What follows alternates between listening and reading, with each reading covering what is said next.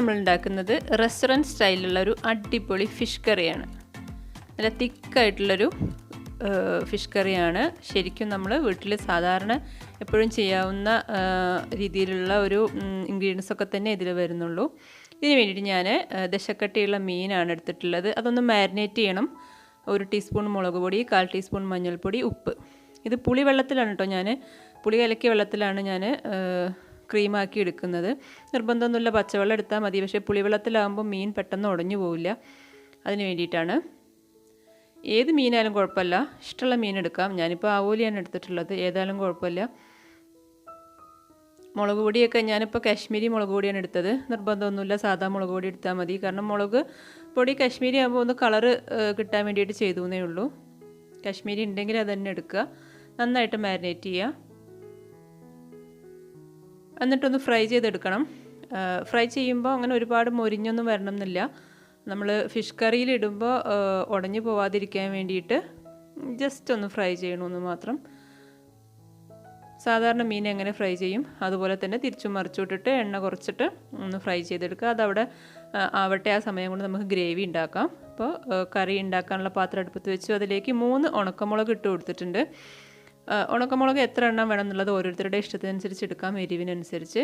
അതിലേക്ക് 1/2 ടീസ്പൂൺ പെരുംജീരകം ഇട്ട് കൊടുക്കുന്നുണ്ട്, വലിയ ജീരകം. പിന്നെ 1 കഷ്ണം ഇഞ്ചി. ഇഞ്ചി അത്യാവശ്യം വലിയ കഷ്ണമാണ്. ഒരു 8-10 അല്ലി വെളുത്തുള്ളി ഇട്ട് കൊടുക്കുന്നുണ്ട്. 1 തക്കാളി.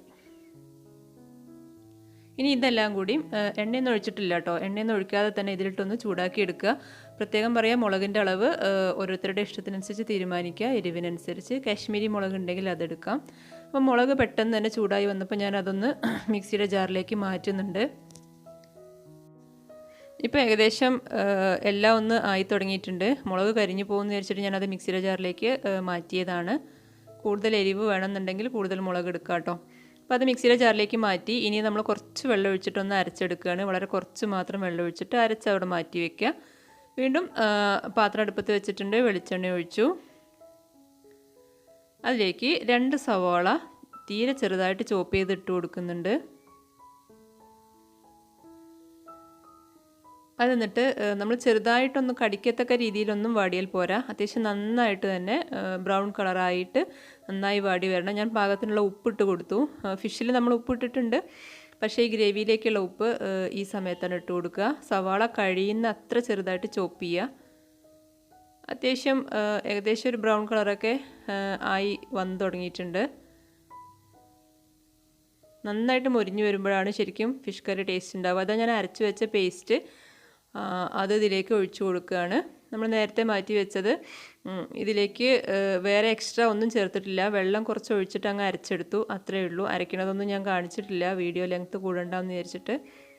ഒന്നുമില്ല, നമ്മൾ ആ ഇൻഗ്രീഡിയൻസ് എല്ലാം കുറച്ച് വെള്ളം ഒഴിച്ചിട്ടൊന്നുകൊണ്ട് അരച്ചു. തക്കാളി അടക്കം, തക്കാളി ഉള്ളതുകൊണ്ട് വളരെ കുറച്ച് വെള്ളം മതി, കാരണം തക്കാളിയിൽ നിന്ന് വെള്ളം ഇറങ്ങി വരുമല്ലോ. അത് നന്നായിട്ടൊന്ന് വഴറ്റി അതിന് ശേഷം അതിൽ കറിവേപ്പില ഇട്ട് കൊടുക്കുന്നുണ്ട്. നന്നായിട്ട് വഴറ്റണം കേട്ടോ. ഈ സവാളയിൽ കൂടെ ഈ മസാല അരച്ച് വെച്ചത് ഇട്ട് കൊടുത്തു കഴിഞ്ഞാൽ നന്നായിട്ട് വഴറ്റണം. ഇതിലേക്ക് നമ്മൾ കസൂരി മേത്തിയാണ് ഇട്ട് കൊടുക്കുന്നത്. കസൂരി മേത്തി ഉണ്ടെങ്കിൽ ഇട്ട് കൊടുക്കുക, ഉണ്ടെങ്കിൽ നിർബന്ധമായിട്ട് ഇട്ട് കൊടുക്കുക. ഒരു പ്രത്യേക ടേസ്റ്റാണ്. ഉലുവയുടെ ഇല ഉണക്കിയത്. അതിലേക്ക് നമ്മൾ പുളി പിഴിഞ്ഞ വെള്ളം ഒഴിക്കുകയാണ്. പുളി ഓരോരുത്തരുടെ ഇഷ്ടത്തിനനുസരിച്ച് എടുക്കുക. എത്ര പുളി വേണം എന്നുള്ളത് ഓരോരുത്തർക്കും തീരുമാനിക്കാം. നമ്മൾ അരച്ച് വെച്ച മസാല ഇട്ട് കൊടുത്തു കഴിഞ്ഞാൽ നന്നായിട്ട് വഴറ്റണം, കാരണം അതിൻ്റെ റോ ടേസ്റ്റ് ഒന്ന് പോകാൻ വേണ്ടിയിട്ടാണ്. പിന്നെ പാകത്തിനുള്ള വെള്ളം ഒഴിച്ചു കൊടുക്കുക. പുളിവെള്ളം പോരാ എങ്കിൽ കുറച്ചുകൂടി വെള്ളം, മിക്സിയുടെ ജാറ് കഴുകിയിട്ടാണ് ഇപ്പോൾ ഞാൻ വെള്ളം ഒഴിച്ചു കൊടുത്തത്. ഇനി ഈ ഗ്രേവി നന്നായിട്ടൊന്ന് തിളച്ച് വരുമ്പോൾ നമ്മൾ ഈ സമയത്ത് ഇതിലേക്ക് ഫിഷ് ഇട്ട് കൊടുക്കുക. ഫ്രൈ ചെയ്ത് വെച്ചിട്ടുള്ള ഫിഷ് ഇട്ട് കൊടുക്കുകയാണ്. ഫിഷ് ഈ ഗ്രേവിയിലൊന്ന് മുങ്ങിക്കിടക്കത്തക്ക രീതിയിൽ ആക്കിയെടുക്കുക. അപ്പോൾ ഞാനിങ്ങനെ ഇട്ട് കൊടുത്തപ്പോൾ ഫിഷ് മുകളിൽ ഇങ്ങനെ നിൽക്കണ കണ്ടോ. അപ്പോൾ ഗ്രേവിയൊക്കെ അതിൻ്റെ മുകളിലേക്ക് ഒന്ന് ഒഴിച്ചിട്ട് ഒന്ന് മുങ്ങിക്കിടക്കത്തക്ക രീതിയിലാക്കുക. ഒരു 5 മിനിറ്റ് സമയം അവിടെ അങ്ങനെ ലോ ഫ്ലെയിമിൽ കിടന്ന് തിളക്കട്ടെ. ഫിഷിലേക്ക് ആ മസാലയൊക്കെ ഒന്ന് പിടിക്കണം. ഫിഷ് നമ്മൾ ഓൾറെഡി വേവിച്ചിട്ടുള്ളതാണ്, അതുകൊണ്ട് വേവാനൊന്നുമില്ല. ഇപ്പോൾ ഇത് ഗ്രേവി നല്ല തിക്കായി വന്നിട്ടുണ്ട്. ഫിഷ് മസാല പോലെ തിക്കായി വന്നിട്ടുണ്ട്. മസാലയൊക്കെ അതിലേക്ക് ഫിഷിലേക്ക് പിടിച്ചു. നല്ല കറക്റ്റ് ഒരു ഗ്രേവിയായി വന്നിട്ടുണ്ട്. ഇനി അതിലേക്ക് 1/2 കപ്പ് തേങ്ങാപ്പാലാണ് ഒഴിച്ചു കൊടുക്കുന്നത്. തേങ്ങാപ്പാൽ നല്ല കട്ടിയുള്ള തേങ്ങാപ്പാലാവണം. കൂടുതൽ വെള്ളമൊന്നും ഒഴിക്കാതെ പരമാവധി വെള്ളം കുറച്ചൊഴിച്ചിട്ട് എടുത്ത തേങ്ങാപ്പാലാണ്. അതൊഴിച്ച് കഴിഞ്ഞാൽ പിന്നെ നമ്മൾ സ്പൂണിട്ടിട്ട് ഇളക്കൊന്നും ചെയ്യരുത്, ഫിഷ് ഉടഞ്ഞു പോവും. അപ്പോൾ ഇതുപോലെ ഒന്ന് ചുറ്റിച്ച് കൊടുക്കുക. ഏറ്റവും അവസാനം നമ്മൾ തേങ്ങാപ്പാൽ ഒഴിച്ച ഉടനെ നമ്മൾ ഫ്ലെയിം ഓഫ് ചെയ്തു. ഏറ്റവും അവസാനം കുറച്ച് ഉലുവാപ്പൊടി, ഒരു നുള്ളു ഉലുവാപ്പൊടി ഇട്ട് കൊടുക്കുന്നുണ്ട്. തേങ്ങാപ്പാൽ ഒഴിച്ചിട്ട് പിന്നെ കുറേ സമയം തിളപ്പിക്കരുത്. ഈ സമയത്ത് ഞാൻ ഉപ്പൊന്ന് നോക്കുകയാണ്. ഉപ്പ് കുറച്ച് കുറവ് തോന്നിയപ്പോൾ ഞാൻ ഇട്ട് കൊടുത്തു. ഇത്രയേ ഉള്ളൂ, ഫിഷ് കറി റെഡിയായി. ഈസി ആയിട്ട് തന്നെ നമ്മുടെ വീട്ടിലെപ്പോഴുള്ള ഇൻഗ്രീഡിയൻസ് വെച്ച് ചെയ്യാവുന്ന ഒരു അടിപൊളി ഫിഷ് കറിയാണ്. പൊറാട്ടയുടെ കൂടെ, ചപ്പാത്തിയുടെ കൂടെ, നമ്മൾ ഹോട്ടലിലൊക്കെ നമുക്ക് പൊറാട്ടയുടെ കൂടെ കിട്ടുന്ന ഗ്രേവി കണ്ടിട്ടില്ലേ, അത് ഭയങ്കര ഒരു ടേസ്റ്റാണ്.